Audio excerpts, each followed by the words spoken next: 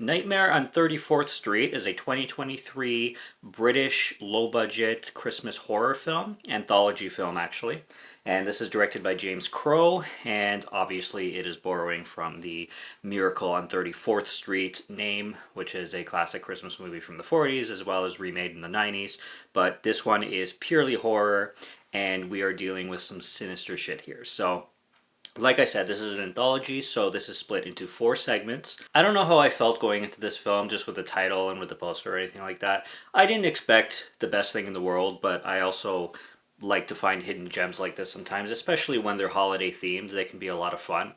Um, and this one's length definitely worried me a little bit. This is this is a Wild Eye film. Yes, if I believe I'm like 95% sure that this is a Wild Eye film, which is a complete mixed bag. Actually, a lot of times you get a lot of stinkers with Wild Eye, unfortunately, but every once in a while you pop up with a gem. And I was hesitant with the title, the company Wild Eye, and then the length, because this thing clocks in at 2 hours and 15 minutes, and that worried me right away. Now, given that this is an anthology, I kind of gave it a little bit more leeway because we're going to get, half-hour segments. Sometimes I like shorts to be extended a little longer, like at the half-hour mark, to kind of give more merit to the story and let it stretch out and give more time to tell a story in each short. So I was less worried, given that it was an anthology. But I did enjoy one of the shorts a lot, and the other three were pretty mediocre, I have to say. What we have going on here basically is this sketchy ass Santa Claus comes to this kid's house in this small town and basically tells him four stories. Now, the first one, which is weird because the film starts and I'm like, okay, this is an anthology, right? So aren't we supposed to have a wraparound? And the whole Santa Claus wraparound doesn't happen until after the first story and before the second story. So that was strange.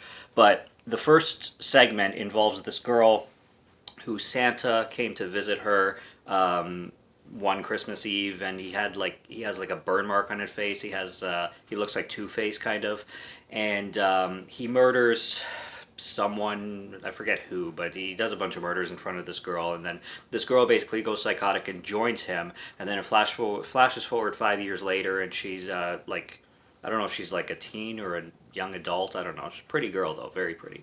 And she's completely psycho. Like, she's a really good looking girl but plays psycho really well. And she basically just joins Santa in these killing sprees, and she calls him Mr. Red. So I don't even know if it's Santa. It's just this psychopath that she calls Mr. Red, and she kills with him, kind of thing.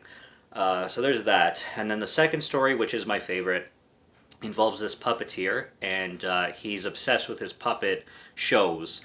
And even though they're not going very well and everybody makes fun of him and tells him he needs to grow up and find a real job kind of thing, he loves doing puppeteering, and he has this snowman that he uses as a puppet, and he's hilarious, both him and the puppet, and just how he has the puppet interact and the jokes that this puppet tells.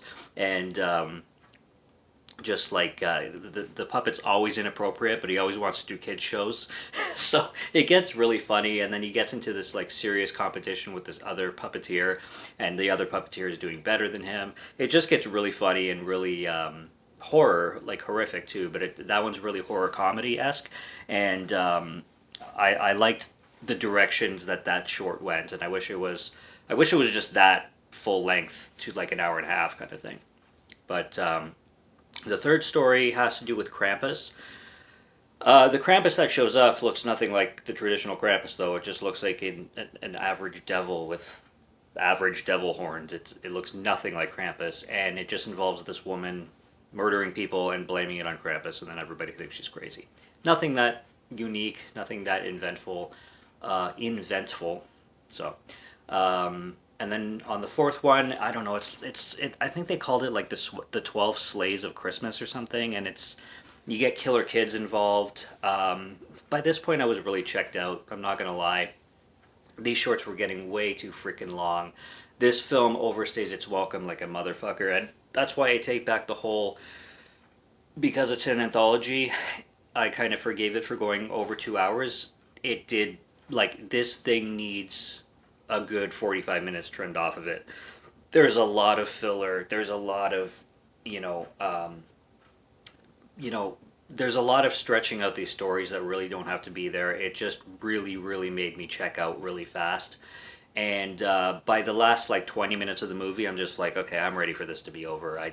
And especially because the last segment, I would probably say, I don't know if it's my least favorite, but it definitely was the one that really didn't need to be the length that it was. And I don't even know, like, there's a Santa that comes along with that one too, and it involves this ex priest, and it starts going back and forth in timeline. This ex priest, I don't know if he had a daughter, or I don't. He was raising this little girl, and she has really bad memories with him, but it goes back and forth, like I said. And in the present time, he's like he's kind of has like Alzheimer's and dementia, and he's also kind of catatonic, and he's like losing his mind, like he's getting older. He's just suffering from hallucinations and dementia, and he's seeing things, and basically he's being cared for by this girl that he like traumatized somehow when she was younger. Again, I don't know. I was checked out at this point. It was getting really tedious.